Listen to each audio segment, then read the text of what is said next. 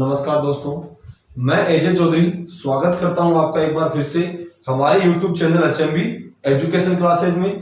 जैसा कि last lecture में अपन ने देखा था कि अपने जनरल साइंस का जो बेसिक इंट्रोडक्शन था उसके बारे में, इसमें अपन ने क्या क्या बातें की थी। अपन ने विज्ञान की 3 शाखाएं बताई थी, फिजिक्स, केमिस्ट्री और बायोलॉजी। सबसे पहली शाखा बायोलॉजी को अपन लेके चल रहे थे प्रॉपर्ली। उसमें पुनः मैंने 3 शाखाएं बताई थी, जूलॉजी, बॉटनी और अपनी माइक्रोबायोलॉजी। और उसमें सबसे पहले अपन बात कर रहे थे अपनी जूलॉजी की, और जूलॉजी की मैं बात करूंगा तो सबसे पहले हम किसकी बात करेंगे, मानव के शरीर की। अरे जो वीडियो देख रहे हैं सामने बैठे वो मानव ही तो है। तो सबसे पहले मैं आपकी बात करूं कि मानव शरीर का निर्माण कैसे हुआ था, ये ह्यूमन बॉडी कैसे बनी थी। तो सबसे पहले बात मैं आपको किसकी बताऊंगा, मानव शरीर या ह्यूमन बॉडी के निर्माण की। इसका निर्माण कैसे हुआ था।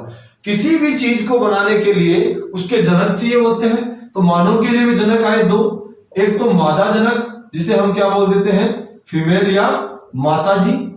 एक नर जनक जिसे हम क्या बोलते हैं, नर या पिताजी। जब नर और मादा जनक के मध्य जनन की क्रिया होती है तो मादा से निर्माण होता है मादा युग्मक अंडाणु का, और नर से निर्माण होता है नर युग्मक शुक्राणु का। मादा से मादा युग्मक अंडाणु और नर से नर युग्मक शुक्राणु। और जब जनन क्रिया के दौरान ये दोनों युग्मक आपस में अटैच हुए तो वहां पे एक अभिक्रिया हुई थी। यह क्रिया हुई थी कौन सी, निषेचन या फर्टिलाइजेशन। और जब नर युग्मक शुक्राणु और मादा युग्मक अंडाणु के मध्य निषेचन की क्रिया हुई तो एक प्रोडक्ट बना कौन सा, युग्मनज, जिसे हम क्या बोल देते हैं, जाइगोट। जाइगोट ही क्या एक प्रकार का भ्रूण है, और यह भ्रूण मानव शरीर की सबसे प्रथम कोशिका है। भ्रूण क्या बोल देंगे, एम्ब्रियो। और यही क्या है, मानव शरीर की नींव की ईंट है। सबसे पहली कोशिका मानव शरीर में कौन सी बनती है, भ्रूण। जब ये भ्रूण कोशिकाएं आपस में समूह बनाती है तो निर्माण किसका होता है, उत्तक का। और जब ये उत्तक आपस में समूह बनाते हैं तो निर्माण किसका होता है, अंगों का। और जब ये अंग आपस में समूह बनाते हैं तो निर्माण किसका होता है, तंत्रिका। और जब सभी प्रकार के तंत्र आपस में समूह बनाते हैं तो निर्माण किसका होता है, मानव के शरीर या ह्यूमन बॉडी का। मानव के शरीर या ह्यूमन बॉडी का। वापस देखिएगा कि नर जनक और मादा जनक के मध्य जनन क्रिया के दौरान नर युग्मक शुक्राणु और मादा युग्मक अंडाणु का निर्माण होता है। जब ये दोनों युग्मक निषेचन क्रिया के द्वारा आपस में मिलते हैं तो वहां पे एक युग्मनज का निर्माण होता है। ये युग्मनज एक प्रकार की भ्रूण कोशिका है। क्या बोल दूंगा, सेल। उत्तक को क्या बोल दूंगा मैं, टिश्यू। अंग को क्या बोल दूंगा, ऑर्गन। और तंत्र को क्या बोल दूंगा, सिस्टम। जो ये युग्मनज है वो भ्रूण की एक प्रकार की कोशिका है। और जब ये कोशिका आपस में समूह बनाएगी तो क्या बन जाएंगे, उत्तक। जब ये उत्तक आपस में समूह बनाएंगे तो क्या बन जाएंगे, आपके अंग। और जब ये अंग आपस में समूह बनाएंगे तो क्या बन जाएंगे, तंत्र। और जब सभी तंत्र आपस में सम्मिलित रूप में समूह बनाएंगे तो निर्माण किसका हो जाएगा, मानव शरीर या ह्यूमन बॉडी का। तो सबसे पहली कोशिका मानव शरीर की कौन सी होती है, एम्ब्रियो या भ्रूण। क्वेश्चन आया हुआ है कि मानव शरीर में सबसे प्रथम बार जो कोशिका बनती है उसे हम क्या नाम देंगे, मानव का भ्रूण। अब बात आई कि जो ये शरीर था वो किससे मिलकर बना है, सभी प्रकार के अलग अलग तंत्रों से। तो शरीर को पढ़ना है तो हमें सारे तंत्र पढ़ने पड़ेंगे। तो सबसे पहले मैं तंत्रों में बात करूंगा तो जो सबसे इंपॉर्टेंट मानव का तंत्र है वो कौन सा होता है, मानव के रुधिर का तंत्र। और नाम क्या देंगे हम इसे, रुधिर परिसंचरण तंत्र, ब्लड सर्कुलेटरी सिस्टम। तो सबसे पहले बात मैं किसकी करूं, blood circulatory system. Blood circulatory system या क्या बोल दूंगा, रुधिर परिसंचरण तंत्र। मानव का सबसे इंपॉर्टेंट पार्ट कौन है बॉडी का, अरे ब्लड है। और ब्लड जो जिस तंत्र में सम्मिलित है उसे हम क्या बोल देंगे, ब्लड सर्कुलेटरी सिस्टम या रुधिर परिसंचरण तंत्र। अरे देखते हो दर्द कहाँ हो रहा है, लीवर या किडनी में। बोतल कहाँ चढ़ाई अपने को, हाथ में। बोतल कहीं और चढ़ा रहे हैं और फायदा उसका कहीं और हो रहा है। इंजेक्शन कहीं और लगाते हैं और उससे दर्द का निवारण किसी और अंग में होता है। तो ऐसा कौन सा तंत्र है मानव शरीर का जो मानव के प्रत्येक भाग में या मानव के शरीर के प्रत्येक हिस्से में सभी चीजों को पहुंचाता है? वही क्या होगा अपना रुधिर परिसंचरण तंत्र या ब्लड सर्कुलेटरी सिस्टम। परिभाषा क्या बोलूंगा, मानव शरीर का ऐसा तंत्र जो अच्छे व बुरे सभी खाद्य पदार्थों को, सभी खनिज लवणों को और सभी गैसों को मानव शरीर के प्रत्येक हिस्से में पहुंचाता है। वही तंत्र क्या होता है आपका रुधिर परिसंचरण तंत्र। रुधिर परिसंचरण तंत्र के सबसे पहले बारे में किसने बताया, इसने विलियम हार्वे ने।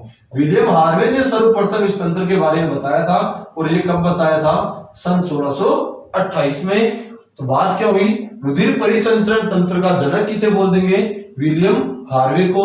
और इन्होंने इसकी खोज कब की थी, सन 1628 में।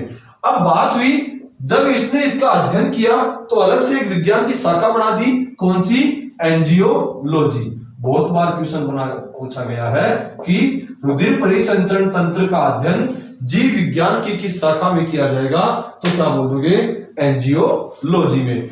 अब बात हुई ब्लड सर्कुलेटरी सिस्टम के, इन्होंने दो प्रकार बताए।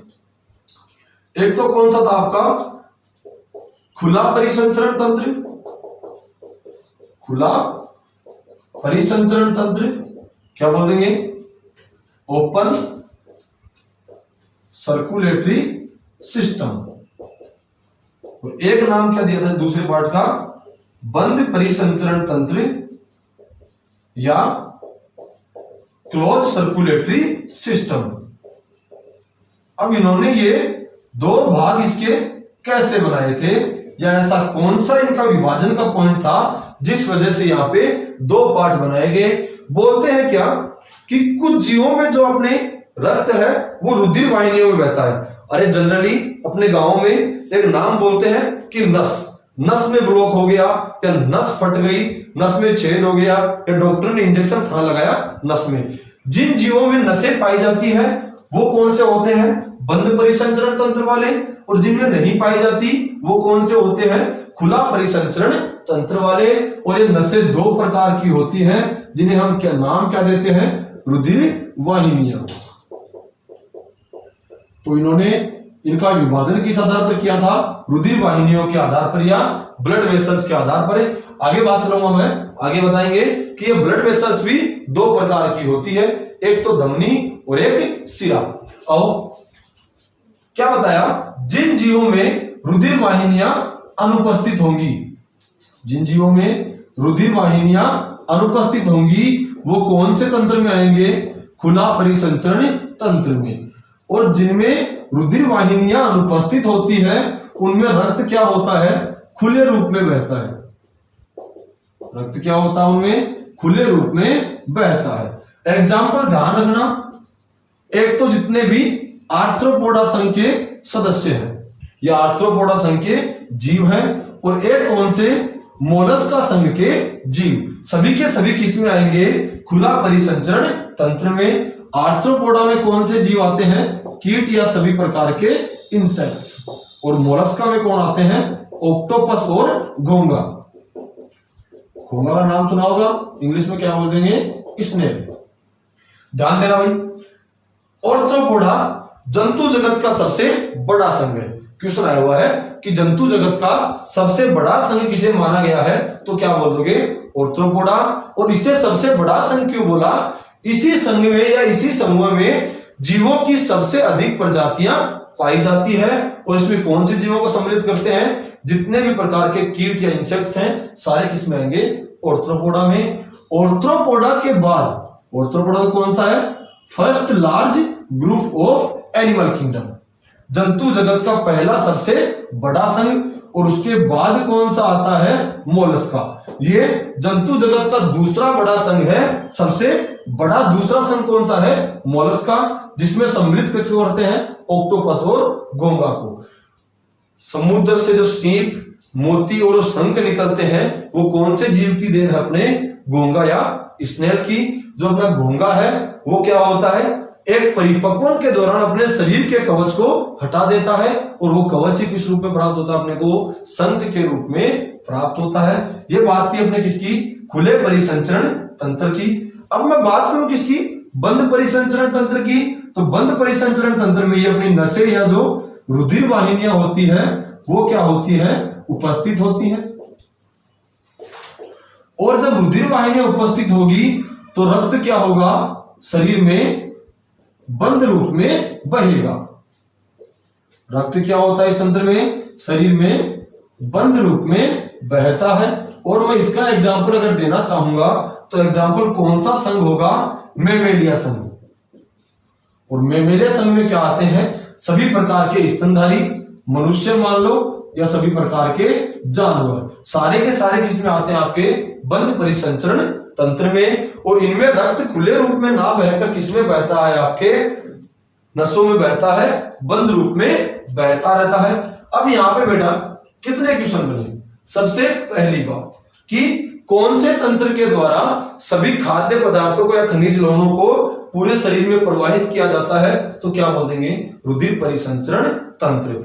रुधिर परिसंचरण तंत्र की खोज किसने की थी, विलियम हार्वे ने। यह खोज इन्होंने कब की थी, सन 1628 में। और जीव विज्ञान की वह कौन सी शाखा है जिसमें रुधिर परिसंचरण तंत्र का अध्ययन किया जाएगा, तो क्या बोल देंगे अपन, एंजियोलॉजी। बात आई रुधिर परिसंचरण तंत्र कितने प्रकार का होगा, 2 प्रकार का। रुधिर परिसंचरण तंत्र का विभाजन किसके आधार पर किया गया, रुधिर वाहिनियों के आधार पर। और 2 प्रकार में पहला कौन सा था, खुला परिसंचरण तंत्र। खुला परिसंचरण तंत्र में क्या होता है, रुधिर वाहिनियां अनुपस्थित होगी और रक्त शरीर में बिल्कुल खुले रूप में बहेगा। एग्जाम्पल क्या बोल दिया, आर्थ्रोपोडा और मोलस्क। आर्थ्रोपोडा संघ में कौन से जीव आते हैं, सभी प्रकार के कीट। और मोलस्का में कौन से आते हैं, ऑक्टोपस और घोंघा। दोनों चीजें ध्यान रखना। जंतु जगत का सबसे बड़ा पहला संघ कौन सा है, आर्थ्रोपोडा, और उसके बाद कौन सा बड़ा संघ है, मोलस्का। बंद परिसंचरण तंत्र में रुधिर वाहिनियां उपस्थित होगी, रक्त शरीर में बंद रूप में बहेगा। और एग्जाम्पल क्या बोल दूंगा, सभी प्रकार के मेमेलिया संघ के जो जीव हैं सारे किसमें आएंगे, बंद परिसंचरण तंत्र में। और एग्जाम्पल क्या होगा इसका, मनुष्य या सभी प्रकार के जानवर। अब एक क्वेश्चन यहां से ये पूछता है कि कौन से प्रकार के जीवों में या कौन से तंत्र वाले जीवों में रक्त का बहाव अधिक होगा, बंद परिसंचरण तंत्र वालों में या फिर खुला परिसंचरण तंत्र वालों में। तो ध्यान दीजिएगा, जो खुला परिसंचरण तंत्र है उसमें पाइपलाइंस या नसें या रुधिर वाहिनियां तो होती नहीं है, और कट लगने पर या चोट लगने पर पूरा रुधिर लगातार बहता रहता है। तो क्या बात करेंगे, खुला परिसंचरण तंत्र वाले जीवों में चोट लगने पर रक्त का बहाव या ब्लड लॉस अधिक होता है। अब मैं बात करूं किसकी, अपना जो ये रुधिर परिसंचरण तंत्र है वो किस किस से मिलकर बना होगा, ये 3 चीजों से मिलकर बना होता है। एक तो अपना रुधिर होता है, एक अपना हृदय होता है, और एक अपना रुधिर वाहिनियां होती है।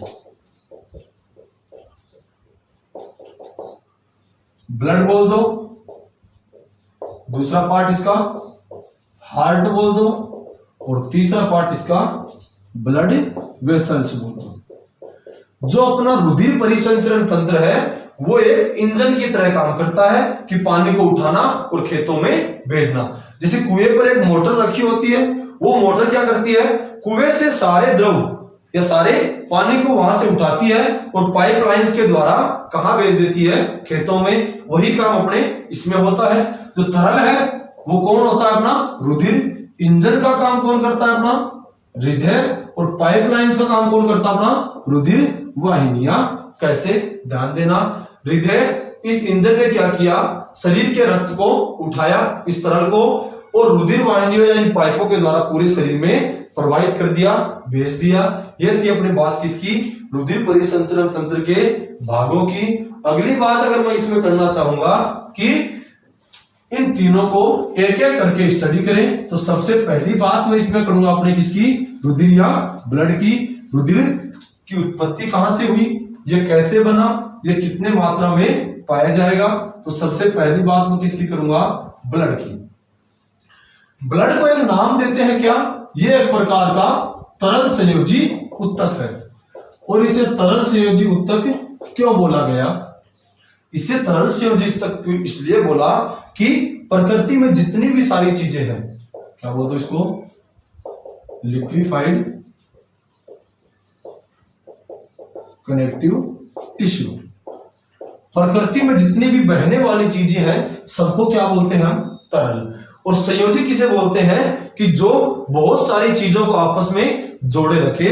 तो ध्यान देना, रक्त भी बहता है तो क्या बोल दिया इसे अपन ने, तरल। और इससे संयोजी क्यों बोला कि यही एक ऐसा तरल है अपने बॉडी का जो बॉडी के सारे अंगों को आपस में जोड़े हुए है, अपने सिर से लेके नीचे पैरों तक। ब्लड ही ऐसा पार्ट है जो सब जगह बहता है, सब अंगों के पास सभी पदार्थों की, चाहे वो अच्छे हों या बुरे हों, उनको वहां पहुंचाता है, सबको आपस में जोड़ा हुआ है। इसलिए इसे क्या बोलते हैं अपन ने, तरल संयोजी उत्तक। दूसरी बात करूं मैं कि इस तरल संयोजी उत्तक ब्लड की उत्पत्ति कहां से हुई थी।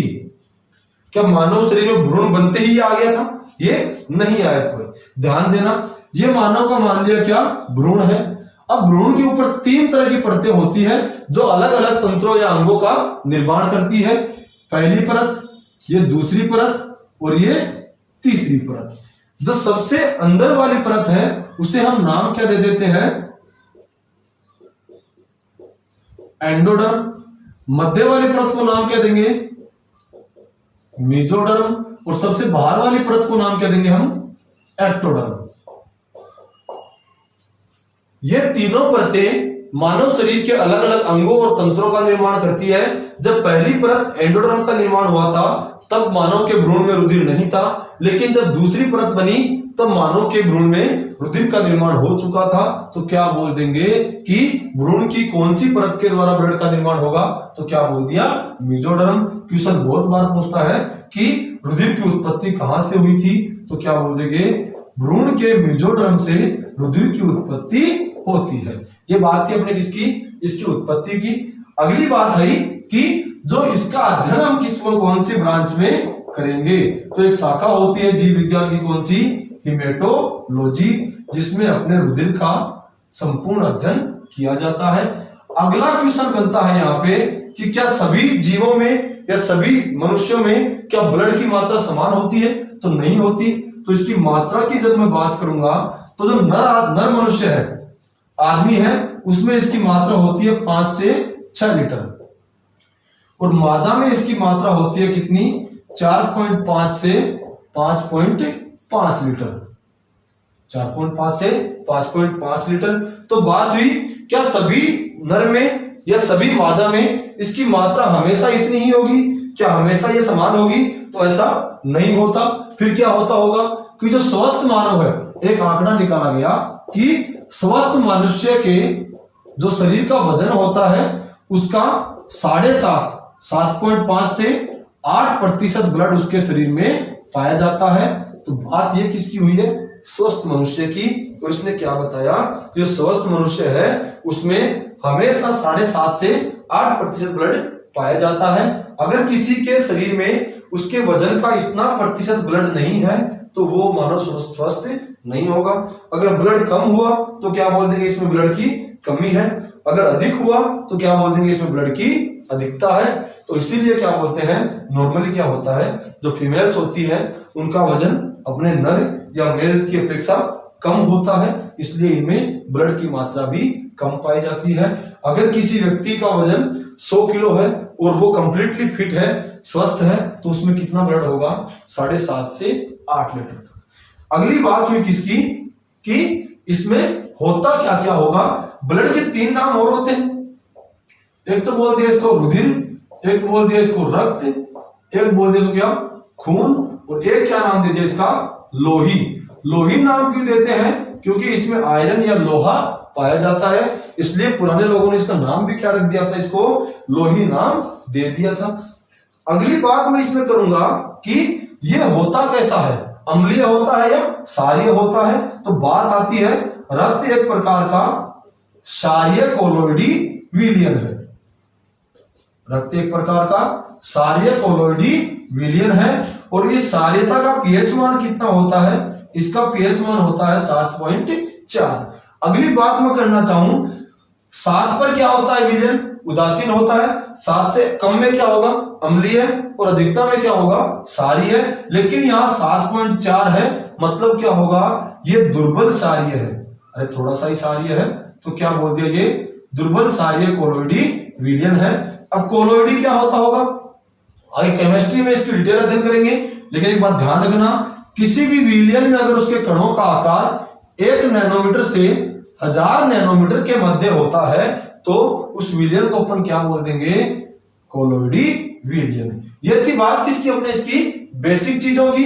अब एक बात पूछता है क्या कि अपने रक्त का रंग कैसा होता है? रक्त का रंग कैसा होता है? तो लोग क्या बोलते हैं? रक्त का रंग लाल होता है। और लाल रंग किस वजह से हुआ वो बात अपन इसमें करेंगे कि रक्त का रंग लाल ही क्यों हुआ? रक्त का रंग लाल ही क्यों हुआ? तो अगर मैं रक्त के रंग की बात करता हूं तो रक्त का रंग होता है कौन सा? लाल। और लोगों ने क्या बोला? इस लाल रंग का कारण क्या है? हीमोग्लोबिन। जी बिल्कुल सही बात है कि इसका कारण ही क्या है? हीमोग्लोबिन।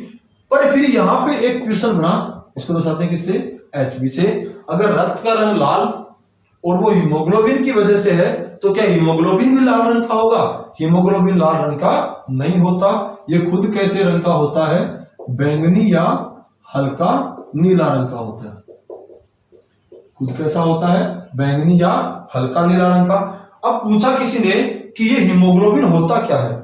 यह कोई विटामिन है, कोई प्रोटीन है, कोई लवण है या कोई अलग एजेंट है? तो बात रही जो आपका हीमोग्लोबिन था वो एक प्रकार का जटिल प्रोटीन है, कॉम्प्लेक्स प्रोटीन। प्रोटीन तो सब जानते हैं, लेकिन जटिल प्रोटीन क्या होता है उस पर ध्यान दो। अगर प्रोटीन के साथ कुछ छोटे या बड़े अणु आपस में जुड़ जाते हैं तो निर्माण किसका हो जाता है? जटिल या कॉम्प्लेक्स प्रोटीन का। तो बात हुई इस हीमोग्लोबिन में प्रोटीन तो कौन सी थी? ग्लोबिन। लेकिन इस ग्लोबिन प्रोटीन के साथ कौन से अणु जुड़ गए जिस वजह से ये प्रोटीन कैसी हो गई?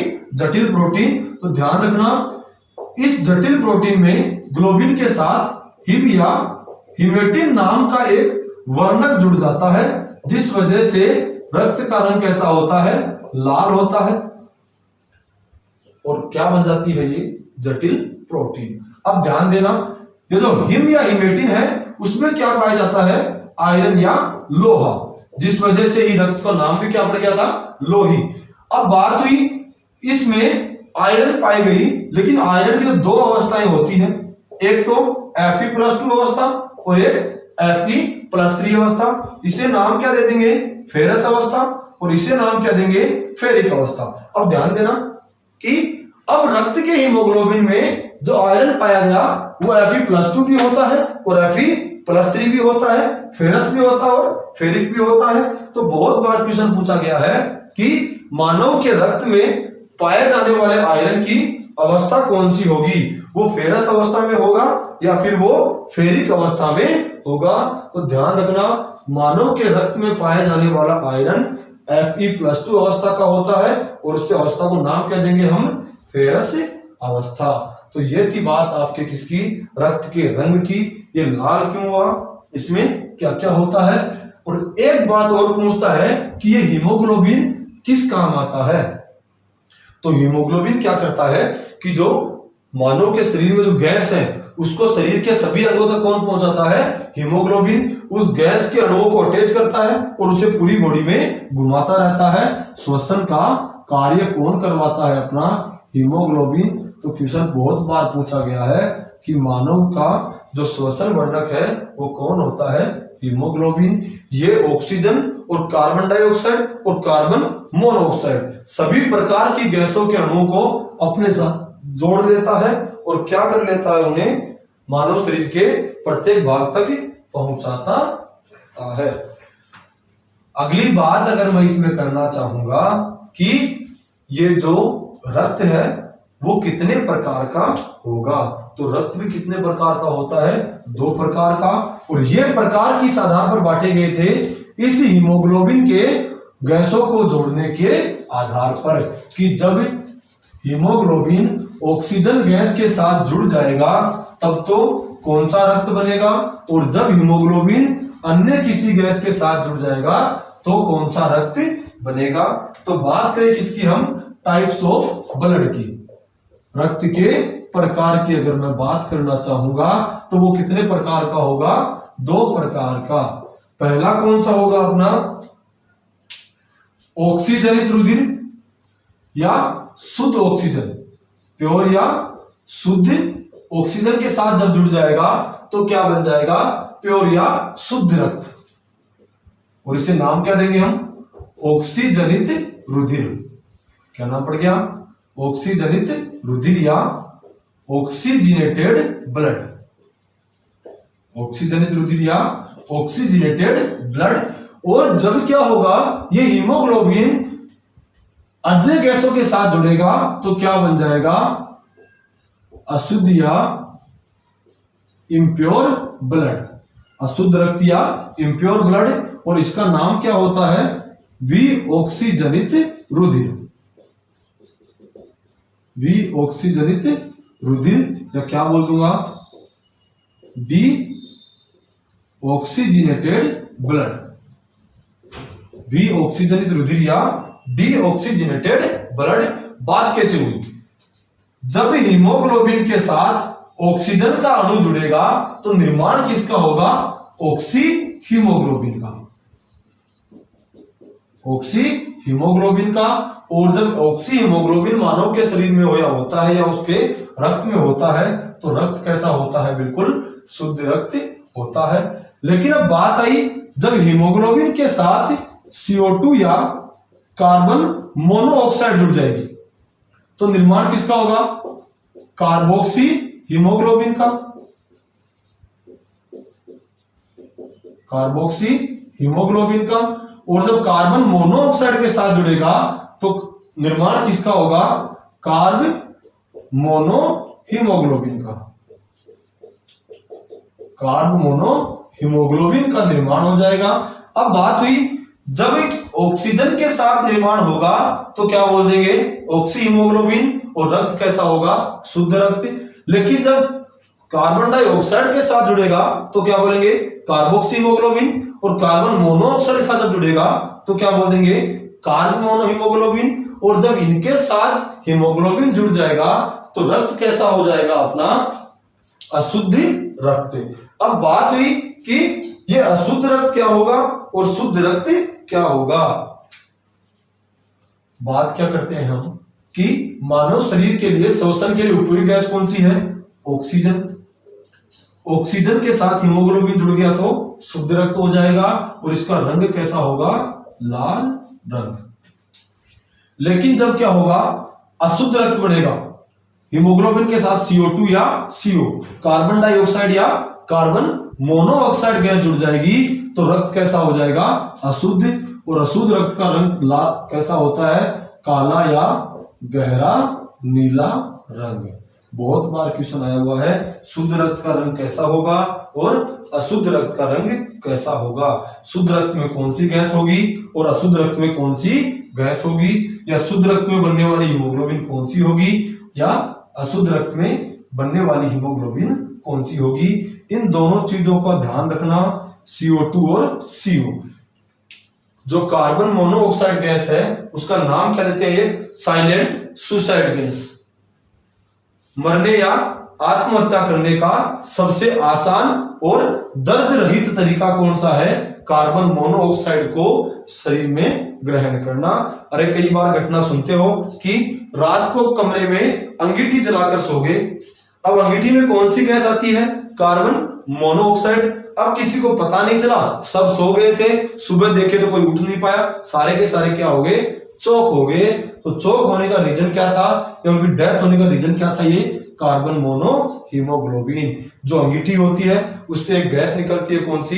Carbon monoxide gas. और कार्बन मोनोऑक्साइड गैस की एक बहुत अच्छी खासियत है, वो क्या करती है?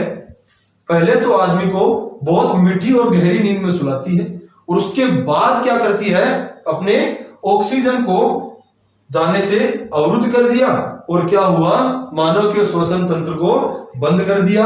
अब आदमी का दम उठेगा, लेकिन गहरी नींद सुलाती तो आदमी को पता नहीं चलेगा, इसलिए क्या बोल दिया इसको, साइलेंट सुसाइड गैस। और एक बात होती है इसकी कार्बन डाइऑक्साइड की।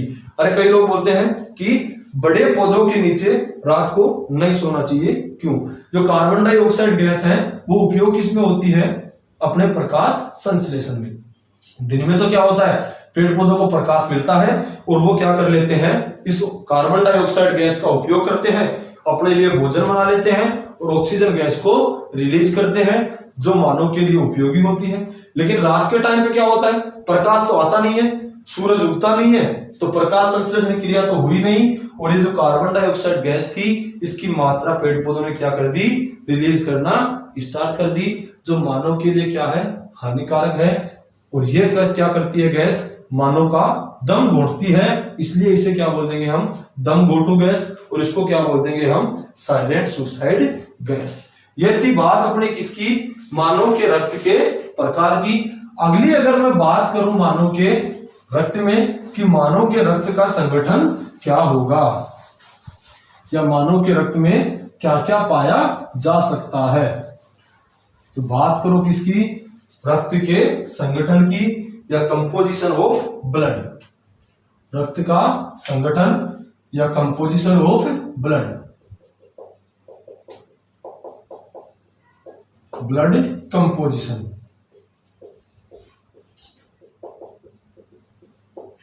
अब रक्त का संगठन में दो चीजें होंगी, एक तो रक्त में पाया जाता है क्या, प्लाज्मा, और एक इसमें क्या होता है, रुधिर कणिकाएं, ब्लड सेल्स, रुधिर कणिकाएं या ब्लड सेल्स। अब बात हुई ये प्लाज्मा तो रक्त में कितना प्रतिशत होगा और रुधिर कणिकाएं कितने प्रतिशत होंगी। प्लाज्मा कितना होता है मानव के रक्त में, 55%, और इसका रेशियो क्या बोल देंगे हम, 50 से 60% ये पाया जा सकता है। रुधिर कणिकाएं कितनी होंगी, 45%, और इसका रेशियो हम क्या बोल देंगे, 40 से 50% मात्रा किसकी होगी अपने ब्लड में, रुधिर कणिकाओं की। अगली बात की, ये प्लाज्मा होता क्या है, ये प्लाज्मा एक प्रकार का हल्का पीला द्रव है, ये क्षारीय होता है और ये गाढ़ा होता है। तो इसकी विशेषता क्या हो गई, जो प्लाज्मा होता है वो हल्के पीले रंग का क्षारीय गाढ़ा द्रव है, और इस प्लाज्मा में 90 से 92% मात्रा तो किसकी पाई जाएगी, जल की, और इसमें 8 से 10% मात्रा किसकी होगी, जिसमें अपन किसको सम्मिलित कर लेंगे, खनिजों को, लवणों को और प्रोटीन्स को। बहुत इंपॉर्टेंट क्वेश्चन है कि प्लाज्मा में जल की मात्रा कितनी होगी और खनिज लवणों या प्रोटीनों की मात्रा कितनी होगी। और जो रुधिर कणिकाएं हैं वो 3 प्रकार की होती है, एक तो अपनी आरबीसी, एक अपनी डब्ल्यूबीसी और एक अपनी प्लेटलेट्स। अब बात करें किसकी, कि इसमें जो प्रोटीन पाए जा रहे हैं, प्लाज्मा में जो प्रोटीन पाए जा रहे हैं वो कितने प्रकार के होंगे। तो ध्यान दो, जो प्लाज्मा होता है मानव के रक्त का, उसमें 4 प्रोटीन होते हैं, लेकिन 4 प्रोटीन कार्य कितने करते हैं, 3 कार्य करते हैं, इसलिए हम इसके प्रोटीनों का प्रकार भी कितना मानकर चलेंगे, 3। सबसे पहले जो बात करेंगे हम इसके प्रोटीन के 3 प्रकारों की, उसमें सबसे पहले सम्मिलित करूंगा मैं किसको, प्रोथ्रोम्बिन और फाइब्रिनोजन को, प्रोथ्रोम्बिन और फाइब्रिनोजन को। दोनों एक समान, दोनों अलग अलग प्रोटीन है, लेकिन कार्य क्या है इनका, एक ही है। एक होती है कौन सी, एल्ब्यूमिन प्रोटीन, और एक होती है कौन सी, ग्लोब्यूलिन प्रोटीन।